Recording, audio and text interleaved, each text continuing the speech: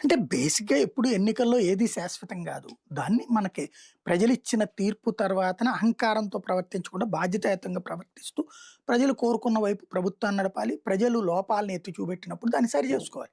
That is democracy. ఇదేం నియంతృత్వ దేశాలు గాదు గదా! శాశ్వతంగా ఉంటదనుకోవడానికి. బట్ పరిపాలన బీజేపీ అంటే ఈళ్ళందరికి భయమేంటి? ఓసారి అడుగుపెట్టిందంటే అది వదిలిపెట్టదు. హ్మ్. ఎక్కువగా ఓసారి ఓడినా మళ్ళీ గెలుస్తది. ఇప్పుడు ఫర్ ఎగ్జాంపుల్ మధ్యప్రదేశ్‌లో అంతకుముందు దిగ్విజయ్ సింగ్ 3 టర్మ్‌లు అధికారంలోకొచ్చినోడు. సుదీర్ఘకాలం. అట్లాంటిది భారతీయ జనతా పార్టీ 3 టైమ్స్ అధికారంలోకొచ్చింది ఆ తర్వాత. మళ్ళీ మధ్యలో ఒక హ్మ్. 5 ఏళ్ళు పోయిందంటే మళ్ళీ అధికారంలోకొచ్చేసింది.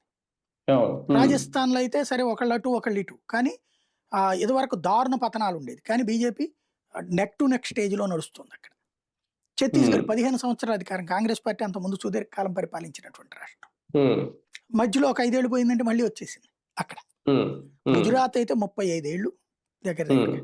ఎప్పటి హ్మ్. శంకర్ సింగ్ వాఘేలా, ఎప్పటి కేశుభాయ్ పటేలు.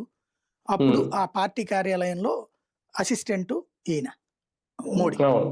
హ్మ్. అట్లాంటి హ్మ్. స్టేజ్ నుంచి మోడీ 3 సార్లు సీఎంగా చేశాడక్కడ. నాలుగోసారి కూడా గెలిచాక ప్రధానమంత్రి అయ్యాడు ఆ తర్వాత రోజుల్లో. హ్మ్. హ్మ్. అంటే హ్మ్. ఎన్ని సంవత్సరాల నుంచి అక్కడ గుజరాత్‌లో అధికారంలో ఉంది? హ్మ్. బీజేపీ ఒకసారి అధికారంలోకొస్తే ఐదర్ ఫస్ట్ ఆర్ 2లో ఉంటది. ఆ తర్వాత మళ్ళీ ఏ పదో స్థానానికి పడిపోయింది ఎప్పుడూ లేదు. ఏ రాష్ట్రంలో కూడా. హ్మ్. హ్మ్. భారతదేశం మొత్తం మీద. అదే భయం వీళ్ళకి. హ్మ్.